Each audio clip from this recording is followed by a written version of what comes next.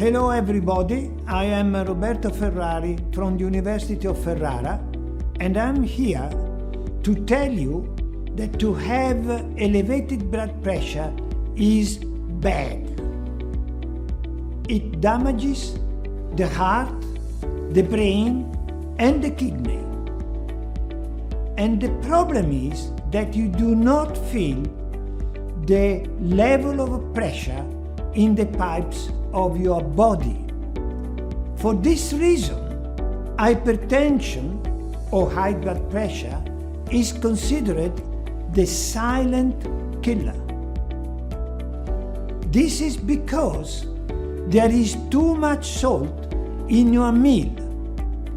So please, my message to you is please reduce the salt in your meal. Cook with less salt. Remember, this is an SOS. Step down with your salt. It's very important for your health. Of course, this can be done, and Dr. Bijoy V. Elias will tell you how to do it. Thank you doctor Roberto Ferrari. എൻ്റെ പേര് doctor Bijoy V Elias. ഞാൻ cardiologist ആണ്. ഇന്ന് ഞാൻ നിങ്ങളുടെ മുന്നിൽ നിൽക്കുന്നത് hyper ടെൻഷനും നമ്മുടെ ഉപ്പിൻ്റെ ഉപയോഗത്തെക്കുറിച്ച് സംസാരിക്കാൻ.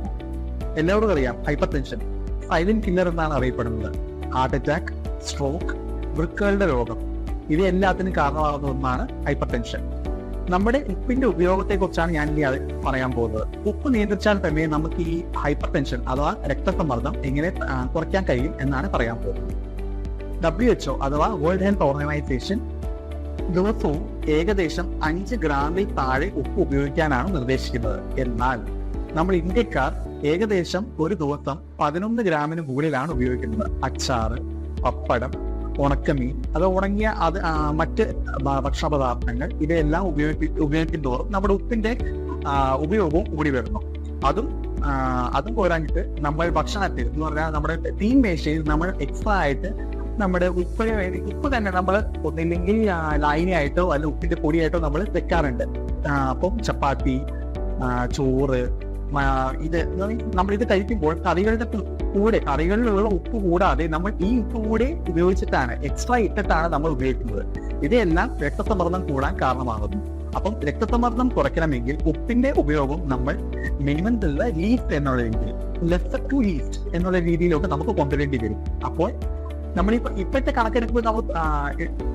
കണക്ക് നമ്മൾ നോക്കിക്കഴിഞ്ഞാൽ ഏകദേശം 11 ഗ്രാം ആണ് നമ്മൾ ഒരു ദിവസം ഉപയോഗിക്കുന്നത്. 11 ഗ്രാം വളരെ കൂടുതലാണ്. ആ 11 ഗ്രാം WHO റെക്കമെൻഡേഷൻ അനുസരിച്ചാണെങ്കിൽ 5 ഗ്രാമിന് താഴെയാണ് നമ്മൾ കൊണ്ടുവരേണ്ടത്. അപ്പൊ 5 ഗ്രാമിന് താഴെ കൊണ്ടുവരണമെങ്കിൽ ഈ എക്സ്ട്രാ ഉപയോഗിക്കുന്ന ഉപ്പ് നമ്മൾ കുറയ്ക്കണം. പിന്നെ അച്ചാറ്, പപ്പടം, പിന്നെ ഉണങ്ങിയ സാധനങ്ങൾ ഇതെല്ലാം ഉപയോഗിക്കുന്നത് നമ്മൾ വളരെയധികം കുറയ്ക്കണം. അപ്പോൾ എക്സ്ട്രാ ആയിട്ട് ഉപ്പ് ഉപയോഗിക്കുന്നത്, ഇപ്പം ചപ്പാത്തി ആണെങ്കിലും പൂരി ആണെങ്കിലും ചോറാണെങ്കിലും അതിൽ നമ്മൾ എക്സ്ട്രാ ഉപ്പ് ഇടരുത്. കറികളിലുള്ള ഉപ്പ് വെച്ച് തന്നെ നമ്മൾ അഡ്ജസ്റ്റ് ചെയ്യേണ്ടി വരും. അങ്ങനെയാണെങ്കിൽ നമ്മൾ ഒരു ദിവസം ഉപയോഗിക്കുന്ന ഉപ്പിന്റെ അളവ് ക്രമാതീതമായി കുറയും, 5 താഴെ തന്നെ ആവുകയും ചെയ്യും. അങ്ങനെ നമുക്ക് രക്തസമ്മർദ്ദം കൺട്രോൾ ചെയ്യാൻ നമുക്ക് വളരെയധികം സാധിക്കുന്നതാണ്. അങ്ങനെ 11 നിന്ന് നമുക്ക് 5 വരെ 5 താഴെ എത്തിക്കാനും സാധിക്കും. അങ്ങനെ ഭാവിയിൽ അറ്റാക്ക്, വൃക്കകളുടെ രോഗം, സ്ട്രോക്ക്, ഇങ്ങനത്തെ വളരെ കോംപ്ലിക്കേഷൻസ്, ഹൈപ്പർ ടെൻഷന്റെ കോംപ്ലിക്കേഷൻസ് നമുക്ക് തടയാൻ സാധിക്കുന്നതാണ്. അപ്പൊ ഹൈപ്പർ ടെൻഷൻ എന്ന സൈലന്റ് കില്ലറിനെ നമുക്ക് നിയന്ത്രിക്കാൻ സാധിക്കുന്നതാണ്.